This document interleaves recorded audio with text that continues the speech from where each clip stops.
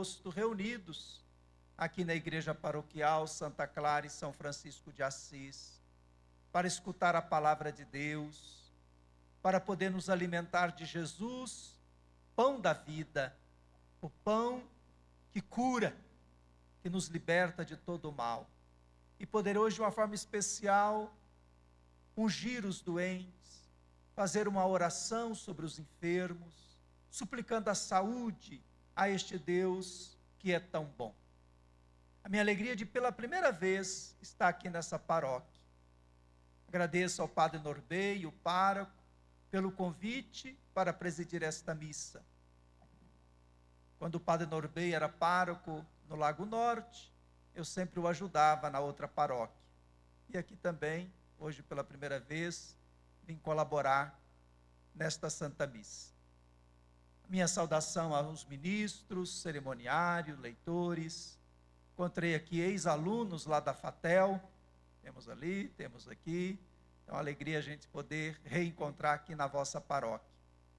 E gostaria também de perguntar, há alguém aqui entre nós pela primeira vez? Aqui na paróquia? Olha aí que beleza. Uma salva de palmas então para quem está vindo a primeira vez visitando a paróquia. E aqueles que com frequência participam, aqueles que nos acompanham pelas ondas da rádio, Nova Aliança, bem como também pelo YouTube, e assim todos irmanados.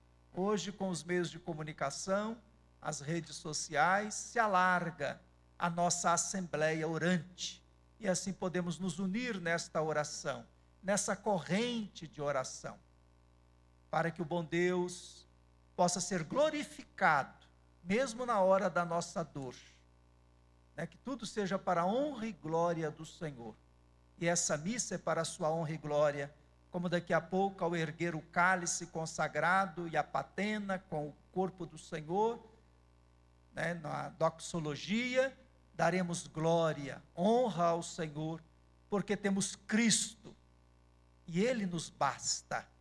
E é isso que a palavra hoje nos apresenta. Deus nos basta, essa confiança no Senhor, mesmo na hora da dor, na hora do sofrimento. Hoje a igreja nos apresenta um grande missionário, alguém, um jovem, um homem, que se dedicou a Cristo, ao reino de Cristo, um trabalhador na vinha do Senhor, parafraseando o Papa Bento XVI, quando assim foi eleito Papa. Mas a palavra hoje, o Evangelho, fala dos trabalhadores da vinha. Vinde também trabalhar na minha vinha. E São Bernardo de Claraval deu o seu sim.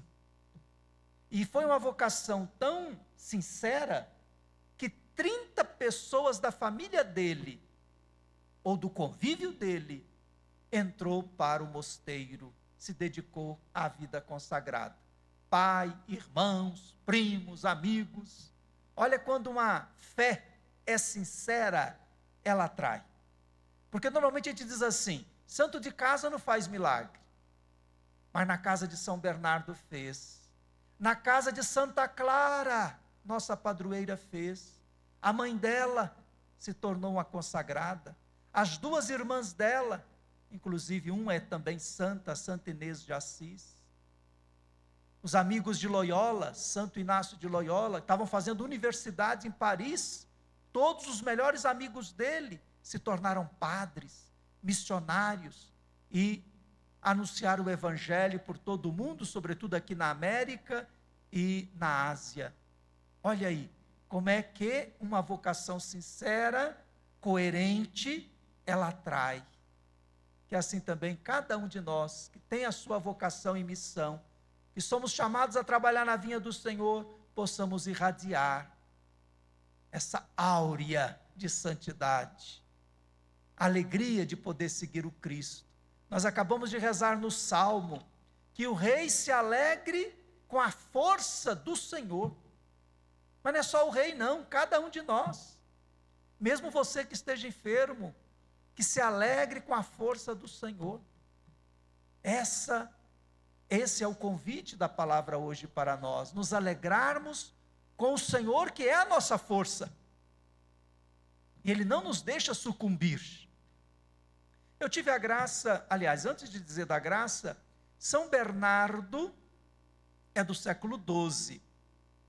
Ele nasceu no século XI, viveu no século XII. Ele estava morrendo, todo mundo morre, né? Também os santos. E São Francisco estava nascendo. São Francisco e Santa Clara. Então eles quase são contemporâneos, né? Mesmo século XII. Início do século XIII, então 1230, São Francisco morre. E Santa Clara um pouquinho depois. Então eu tive a graça de ir a Assis, de pisar a terra onde Santa Clara e São Francisco pisaram, e lá estão sepultados os restos mortais deles.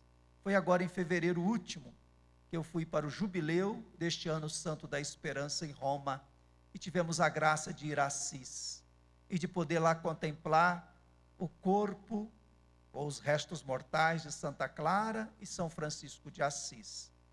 É de fato uma cidade que muito atrai, que nos leva a essa profunda oração, devido à irradiação de paz, de amor, de acolhida que estes santos vivenciaram. E lá também está, próxima à basílica, onde estão os restos mortais deles, o corpo do próximo santo daqui a 15 dias, São Carlo Acutis, aquele jovem de 15 anos que ganhou as graças de Deus e do mundo pela sua adoração eucarística, pela sua divulgação nas redes sociais do culto eucarístico.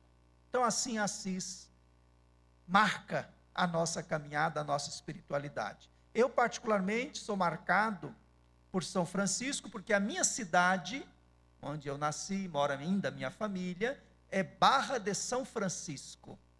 Então, o padroeiro da nossa cidade é São Francisco, o padroeiro da paróquia da minha origem, que eu fui batizado, é São Francisco de Assis.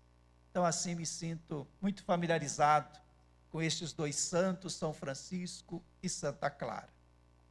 Queridos irmãos, o evangelho dessa parábola, contada pelo próprio Jesus, nos deixa muitas lições.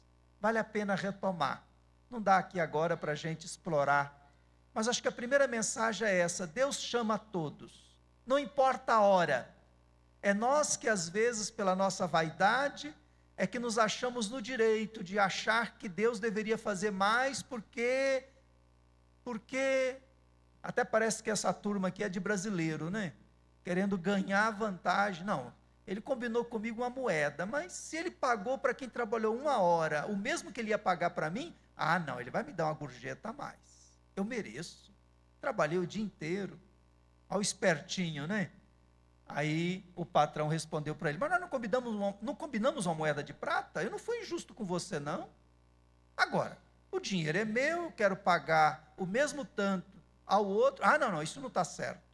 Olha aí, querendo impor para Deus como é que Deus deve agir. Onde chega a petulância humana, falta humildade até diante de Deus. E assim Jesus ensina a sermos mais humildes diante do Senhor, respeitar o direito do Senhor de fazer o que Ele quiser com aquilo que é dele, as graças dele. Um recebeu 1 talento, outro recebeu 5, outro recebeu 10.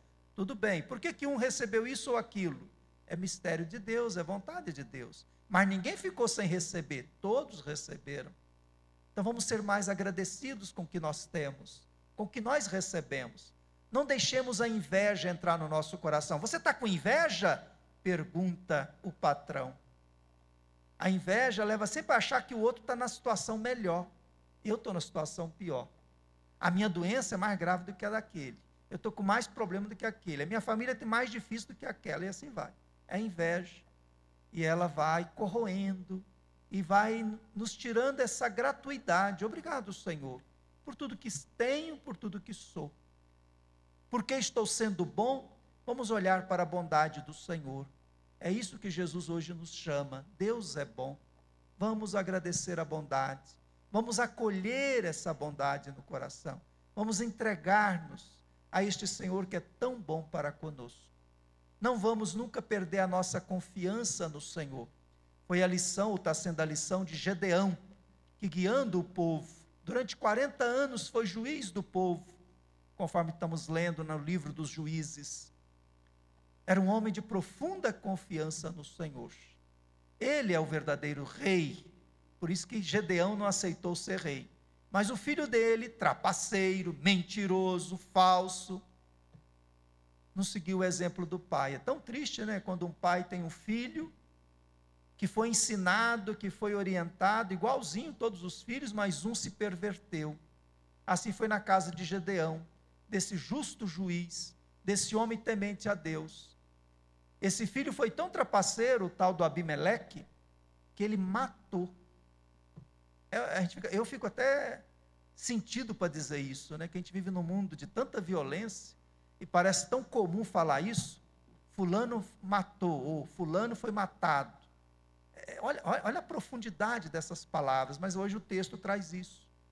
Né? Esse Abimeleque matou, eliminou os irmãos dele. E um dos irmãos fugiu, o Joatão, que é o que faz hoje, proclama a fábula das árvores. Porque se ele, isso depois da morte do pai, do Gedeão. Esse Abimeleque, de certa forma, engana o povo, e o povo elege o primeiro rei. Mas não deu certo essa monarquia, depois vai continuando a história. Mais para frente, Israel amadurecerá esse outro sistema de governo, e Joatão justamente chama a atenção daqueles que escolheram Abimeleque. Ele reuniu o povo em Siquém e falou, olha, e aí ele conta essa fábula das árvores, né? A árvore que poderia ser o rei, não aceitou, que era tão boa, né? Cada árvore, a videira, a figueira e assim por diante. Mas a árvore que não tinha nada para oferecer, que era o espinheiro, essa foi proclamada rei. E o pior, enganando. Se vocês me fizerem rei, vem repousar sob a minha sombra. Ele não tem sombra, é espinho. Mas engana, né? Fala mentira para convencer que é verdade. Ou então também é violento. Se vocês não me aceitarem como rei, que saia fogo. Lançando fogo sobre o povo. Olha aí as más lideranças que nós escolhemos hoje. Mas ontem foi esse povo. Joatão diz para o povo, né? Repensar o rei escolhido. Assim também a nossa responsabilidade diante da história, ao escolher um governante, um representante da comunidade, né? Ter sempre presente que seja uma pessoa do bem, uma pessoa boa, porque Deus é bom. Queremos agora meditar um pouquinho mais essa palavra de maior intimidade com Jesus. Nós iremos apagar um pouquinho as luzes da igreja. Vamos nos voltar para o Senhor que é bom. É o Senhor ressuscitado, crucificado,